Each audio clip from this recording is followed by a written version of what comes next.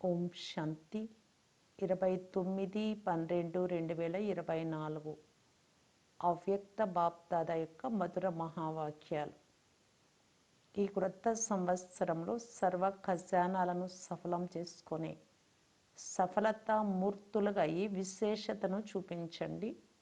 Revise 31/12/2002.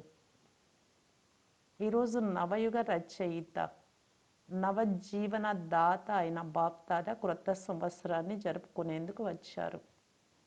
మీరందరూ కూడా క్రొత్త సంవత్సరాన్ని జరుపుకునేందుకు వచ్చారా, లేక క్రొత్త యుగాన్ని జరుపుకునేందుకు వచ్చారా? క్రొత్త సంవత్సరం అయితే అందరూ జరుపుకుంటారు, కానీ మీరందరూ క్రొత్త జీవితం, క్రొత్త యుగం, క్రొత్త సంవత్సరం మూడింటిని జరుపుకుంటూ ఉన్నారు. బాప్దాదా కూడా త్రిమూర్తి శుభాకాంక్షలు ఇస్తున్నారు. క్రొత్త సంవత్సరంలో ఒకరికొకరు శుభాకాంక్షలు ఇచ్చుకుంటారు. అంతేకాక దానితో పాటు ఏదో ఒక బహుమతి కూడా ఇచ్చుకుంటారు. బహుమతి ఇస్తారు కదా, కానీ బాప్దాదా మీ అందరికీ ఏ బహుమతి ఇచ్చారు? స్వర్ణిమ ప్రపంచం యొక్క బహుమతిని ఇచ్చారు. అందరికీ స్వర్ణిమ ప్రపంచపు బహుమతి లభించింది కదా. ఆ స్వర్ణిమ ప్రపంచంలో అనగా క్రొత్త యుగంలో సర్వప్రాప్తులు ఉంటాయి. మీ రాజ్యం గుర్తు ఉందా? అక్కడ అప్రాప్తి అనే నామరూపాలు కూడా ఉండవు, ఏ లోటు ఉండదు. ఇలాంటి బహుమతిని బాప్దాదా తప్ప మరెవ్వరూ ఇవ్వలేరు.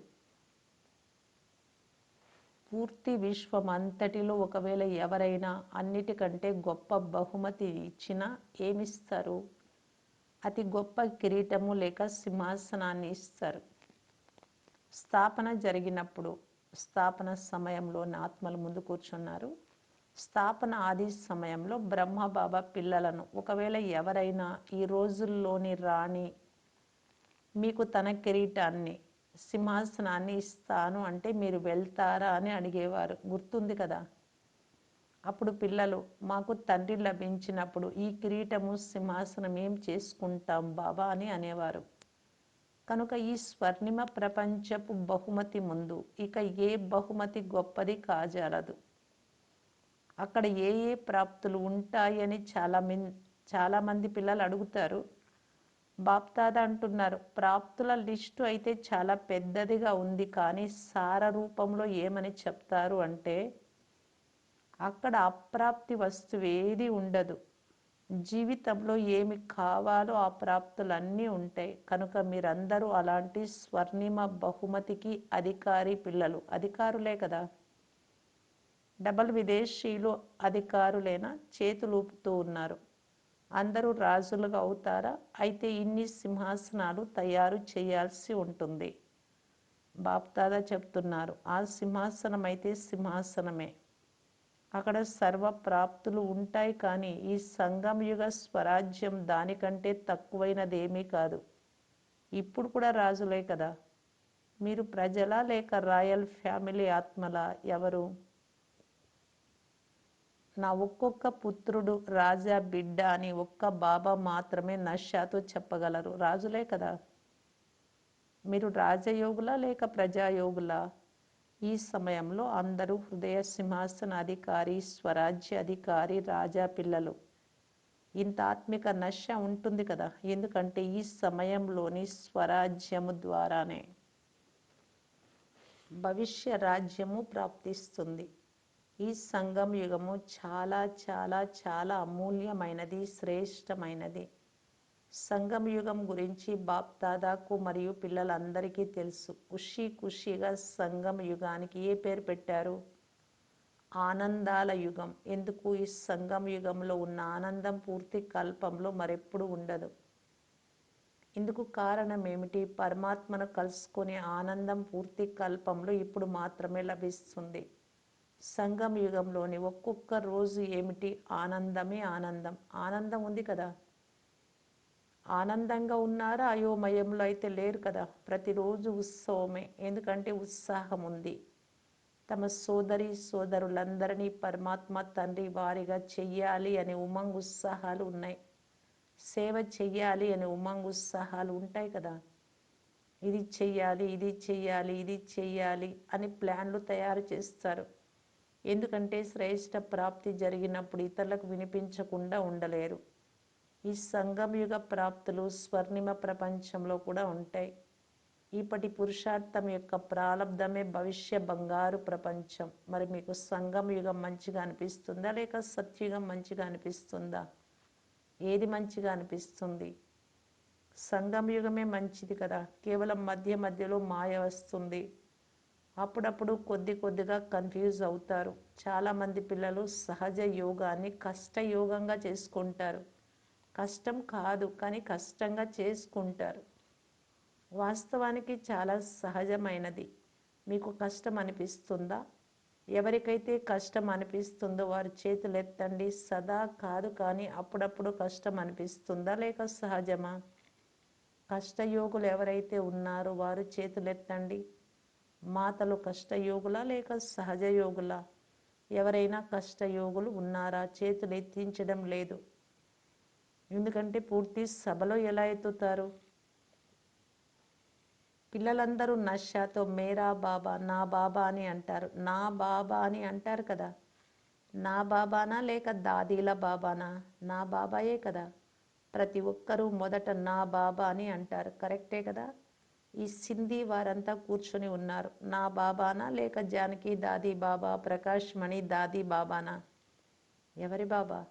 నా బాబాయేనా? పూర్తి రోజంతా ఏం గుర్తు ఉంటుంది? నాది అనేదే కదా. బాప్ దాదా చాలా సహజయుక్తి చెప్తున్నారు. పూర్తి రోజు అంతటిలో ఎన్నిసార్లు నాది నాది అని అంటారు?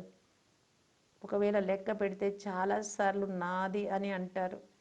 నాది అని అనేటప్పుడు నాది అంటే ఎవరు? నా బాబానే కదా. ఇది కష్టమా? అప్పుడప్పుడు మర్చిపోతున్నారా? బాప్ దాదా క్రొత్త శబ్దం ఏది చెప్పడం లేదు. నేను నాది అనే శబ్దాలు మీరు సదా కార్యంలో ఉపయోగిస్తూ ఉంటారు కనుక నేను ఎవరు, నా వారు ఎవరు? చాలామంది పిల్లలు పురుషార్థం కష్టంగా ఎందుకు చేస్తున్నారు? బిందువు ఎదురుగా రావాలి. బిందువు బిందువు బిందువు అని కేవలం బిందువు గురించి ఆలోచిస్తూ ఉంటారు. ఆ బిందువు జారిపోతుంది. బిందువే కానీ ఎలాంటి బిందువు? నేను ఎవరు అనే మీ స్వమానాన్ని స్మృతిలోకి తీసుకురావడం ద్వారా మీ పురుషార్థం రమణీకంగా అయిపోతుంది. కేవలం జ్యోతిర్బిందువు అని అనుకుంటే కష్టమైపోతుంది. సహజ పురుషార్థం, ఆనందకరమైన పురుషార్థం చేయండి. క్రొత్త సంవత్సరంలో పురుషార్థం శ్రేష్టంగా కూడా ఉండాలి కానీ మొదట సహజంగా ఉండాలి. సహజంగా కూడా ఉండాలి మరియు శ్రేష్టంగా కూడా ఉండాలి. ఇలా చేయగలరా? రెండు తోడుగా చేయగలరా? డబల్ విదేశీయులు చెప్పండి, చేయగలరా? బాప్ దాదా చూస్తారు ఎవరెవరు కష్టయోగులుగా అవుతున్నారు అని. బాప్ దాదా చెకింగ్ చేస్తూ ఉంటారు కదా. సహజయోగి అంటే సోమరితనపు పురుషార్థులుగా అవ్వడం అని కాదు. శ్రేష్టంగా కూడా ఉండాలి, సహజంగా కూడా ఉండాలి. పాండవులు సహజ యోగులైన సహజ యోగులైన వారు చేతులెత్తండి చూడండి. టీవీలో వస్తుంది శుభాకాంక్షలు కనుక ఈ సంవత్సరం ఎవ్వరి ముందు ఎలాంటి కష్టము రాదు. ఎందుకంటే మీరు సహజ యోగులు. సోమరులుగా నిర్లక్ష్యంగా అవ్వకండి. సమయ ప్రమాణంగా ఈ క్రొత్త సంవత్సరంలో అందరూ ఇదే విశేషమైన లక్ష్యాన్ని ఉంచుకోవాలి. సమయము, సంకల్పాలు, గుణాలు, జ్ఞానము, శక్తులు ఏ ఖజానాలు అయితే ప్రాప్తించాయో వాటిని సఫలం చేసుకోవాలి, అనగా సద్వినియోగం చేసుకోవాలి. అన్నింటికంటే గొప్పది సంకల్పాల ఖజానా. శ్రేష్ఠ సంకల్పాలు, శుద్ధ సంకల్పాలు, ఈ ఖజానాలన్నింటినీ ప్రతిరోజు సఫలం చేసుకోవాలి. బాగా పంచండి. దాత పిల్లలైన మీరు మాస్టర్ దాతలుగా అవ్వండి. బాగా పంచండి. ఎందుకు? సఫలం చేసుకోవడం అనగా సఫలతను ప్రాప్తి చేసుకోవడం. ఈ సంవత్సరం యొక్క ఈ విశేషతను సదా స్థిరంగా ఉంచుకోండి. సఫలం చేసుకుంటే సఫలత ఉండనే ఉంది.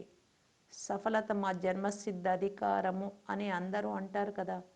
మీ అధికారమే కదా. మరి సఫలం చేసుకోండి మరియు సఫలతను ప్రాప్తి చేసుకోండి. ఏ కార్యం చేస్తున్నా ఏదో ఒక ఖజానాను సఫలం చేసుకుంటూ ఉండండి మరియు సఫలతను అనుభవం చేస్తూ ఉండండి.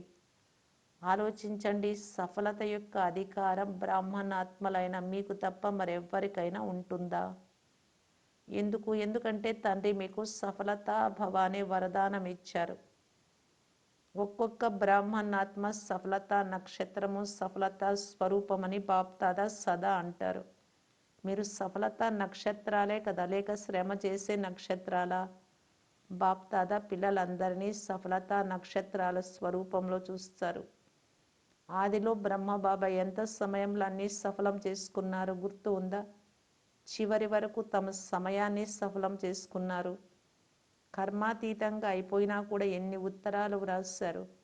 సమయాన్ని సఫలం చేసుకున్నారు కదా. చివరి రోజు కూడా నోటి ద్వారా మహావాక్యాలను ఉచ్చరించారు. చివరి రోజు వరకు అన్నీ సఫలం చేసుకున్నారు. అందువలనే సఫలతను పొందుకున్నారు. కనుక తండ్రిని అనుసరించండి. వాస్తవానికి సంగం యుగంలో ఒక్కొక్క సంకల్పం ఒక్కొక్క సెకండ్ను సఫలం చేసుకోవడమే సఫలతామూర్తిగా అవ్వడం. బ్రహ్మ బాబాపై మాకు చాలా ప్రేమ ఉంది అని అందరూ నిశ్చయంతో అంటారు కదా. ప్రేమకు గుర్తు తండ్రికి ఏదైతే ప్రియమో అదే పిల్లలకు ప్రియంగా ఉండాలి. సమయము సంకల్పాలు మరియు అన్ని ఖజానాలు సఫలం అవ్వాలి, వ్యర్థం అవ్వరాదు. ప్రేమకు గుర్తు తండ్రిని అనుసరించడం.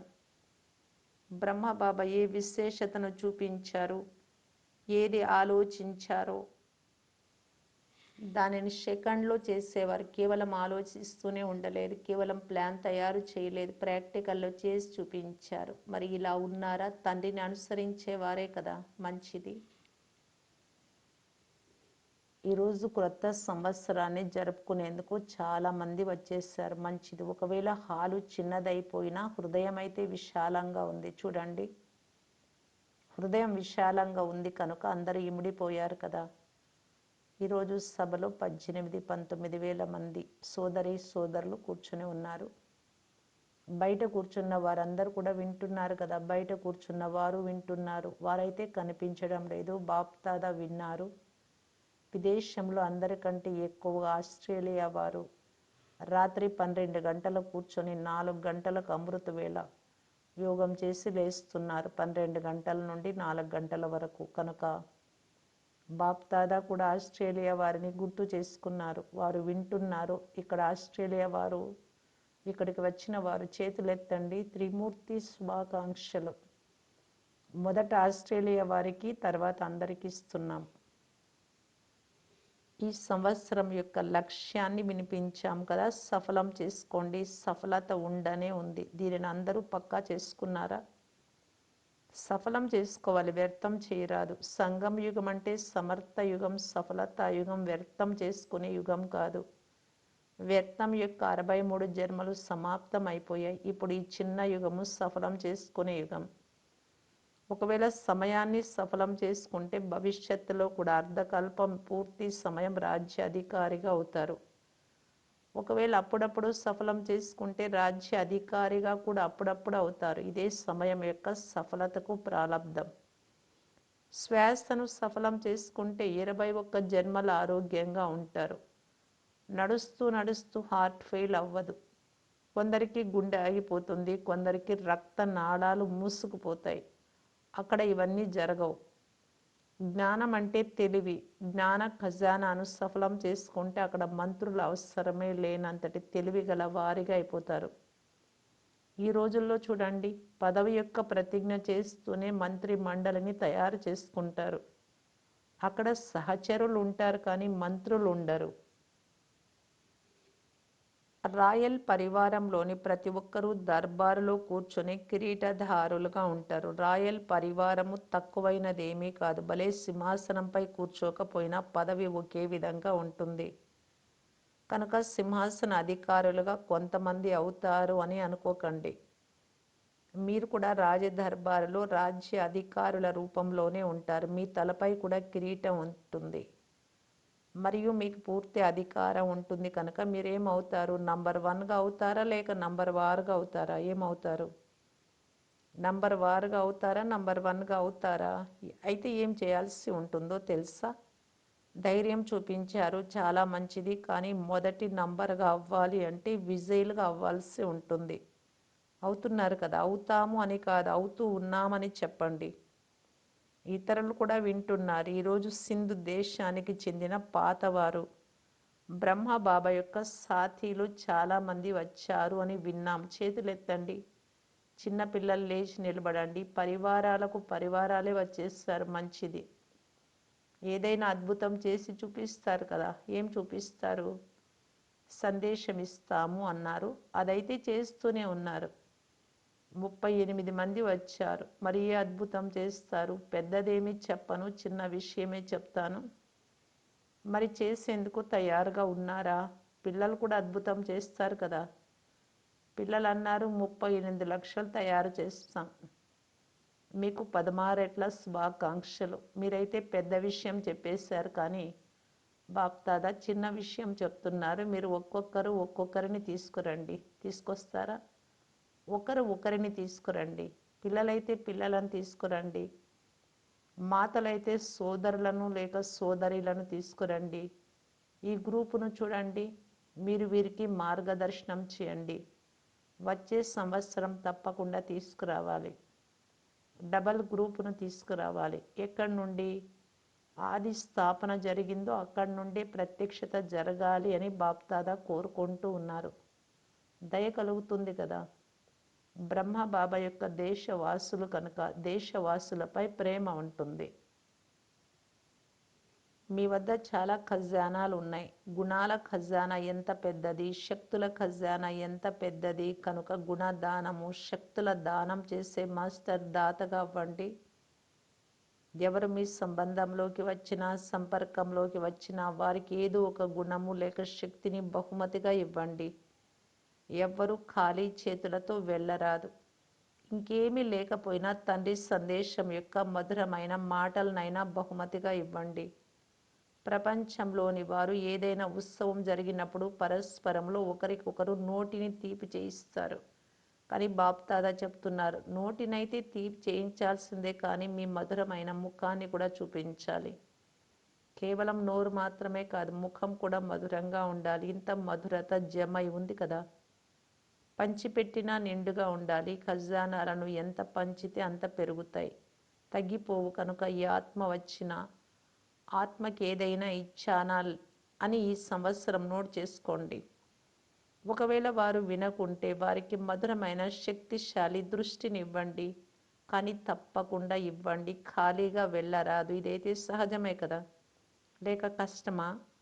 మంచిది. ఒక్క సెకండ్లో చేసే మనసా డ్రిల్ గుర్తు ఉందా? ప్రతి ఒక్కరూ పూర్తి రోజంతటిలో ఎన్నిసార్లు ఈ డ్రిల్ చేస్తున్నారు? దీన్ని నోట్ చేసుకోండి. ఈ మనసా డ్రిల్ను ఎన్నిసార్లు చేస్తారో అంత సహజ యోగులుగా, సరళ యోగులుగా అవుతారు. ఒకవైపు మనసా సేవ, మరొక వైపు మనసా ఎక్సర్సైజ్ చేయాలి. ఇప్పుడిప్పుడే నిరాకారి, ఇప్పుడిప్పుడే ఫరిస్తా. బ్రహ్మబాబా ఫరిస్తాలైన మిమ్మల్ని ఆహ్వానం చేస్తున్నారు. ఫరిస్తాలుగా ఈ బ్రహ్మబాబా తోడుగా తమ ఇంటికి నిరాకార రూపంలో వెళ్ళాలి. తర్వాత దేవతలుగా అయిపోవాలి. మంచిది. నలువైపుల నుండి చాలా చాలా ప్రియ స్మృతులు కార్డుల రూపంలో, ఉత్తరాల రూపంలో బాప్దాదా వద్దకు చేరుకున్నాయి. పిల్లలు ప్రతి ఒక్కరూ నా స్మృతిని బాప్దాదాకి ఇవ్వాలి అని భావిస్తారు అని బాప్దాదాకు తెలుసు. మీవన్నీ లభించాయి. ప్రియ స్మృతులను ఇచ్చినటువంటి చాలా ప్రియమైన పిల్లలు బాప్దాదాకి ఎదురుగా ఉన్నారు. అందుకే బాప్దాదా చెప్తున్నారు, పిల్లలు ప్రతి ఒక్కరూ తమ తమ పేరుతో శుభాకాంక్షలు మరియు హృదయపూర్వక ఆశీర్వాదాలను స్వీకరించండి. మీ అందరికీ కూడా క్రొత్త జీవితం, క్రొత్త యుగం మరియు క్రొత్త సంవత్సరం యొక్క చాలా చాలా పదమారెట్ల శుభాకాంక్షలు, హృదయపూర్వక ఆశీర్వాదాలు, ప్రియ స్మృతులు మరియు నమస్తే. బాప్దాదా పిల్లలందరికీ క్రొత్త సంవత్సరం యొక్క అభినందనలను ఇచ్చారు. నలువైపులా ఉన్న చాలా మధురమైన, చాలా ప్రియమైన పిల్లలకు క్రొత్త సంవత్సరం యొక్క పదం రెట్ల శుభాకాంక్షలు. ఈ క్షణం ఏదైతే గడిచిపోయిందో అది వీడ్కోలు మరియు అభినందనల క్షణం. ఒకవైపు వీడ్కోలు ఇవ్వాలి అనగా మీరు సంపన్నంగా అవ్వడంలో ఏదైతే లోపాన్ని అనుభవం చేస్తున్నారో దానికి వీడ్కోలు ఇవ్వాలి. సదా కొరకు వీడ్కోలు ఇవ్వాలి మరియు ముందుకు ఎగరడం కోసం అభినందనలు, అభినందనలు, అభినందనలు, అభినందనలు. మంచిది. వరదానము, స్మృతిని అనుభవం యొక్క స్థితిలో స్థితం చేసుకునే నంబర్ 1 విశేషాత్మాభవ. బ్రాహ్మణాత్మలందరిలో మేము విశేషాత్మలుగా నంబర్ 1గా అవ్వాలి అనే సంకల్పం ఉంటుంది, కానీ సంకల్పము మరియు కర్మ యొక్క తేడాను సమాప్తం చేసేందుకు స్మృతిని అనుభవంలోకి తీసుకురావాలి. ఎలాగైతే విన్నది తెలుసుకున్నది స్మృతి ఉంటుందో అలా స్వయాన్ని అనుభవం యొక్క స్థితిలోకి తీసుకురావాలి. దీనికోసం స్వయం యొక్క మరియు సమయం యొక్క మహత్వాన్ని తెలుసుకొని మనస్సు బుద్ధిని ఏదైనా అనుభవము అనే సీట్పై సెట్ చేసుకుంటే నంబర్ 1 విశేషాత్మగా అయిపోతారు. స్లోగన్: చెడును రేస్ చేయడం అంటే అసూయతో పోటీ పడడం వదిలేయండి, మంచిని రేస్ చేయండి. అవ్యక్త ఇషారా: సదా సంతుష్టంగా ఉంటూ అందరినీ సంతుష్టంగా చేసే సంతుష్ట మణిగా కావటానికి బాప్దాదా తెలియజేస్తూ ఉన్నారు. ఈ సంగమ యుగంలో విశేషంగా బాప్దాదా ఇచ్చినటువంటిది సంతుష్టత. ఈ సంతుష్టత యొక్క విశేషత ఇతర విశేషతలన్నింటినీ సహజంగా తన సమీపానికి తీసుకొస్తుంది. అయితే సదా సంతుష్టంగా ఉండాలి. పరిస్థితి ఎంతైనా మారని, కానీ సంతుష్టత యొక్క స్థితి పరిస్థితిని మార్చేయాలి. అంతేకాని పరిస్థితిని మీరు మార్చాలి సంతుష్టత ద్వారా. పరిస్థితి మీ సంతుష్టతను మార్చరాదు. అయితే స్వసంతుష్టత యొక్క స్థితి సదా ప్రగతిశీలత పొందినటువంటిది. ఓం శాంతి.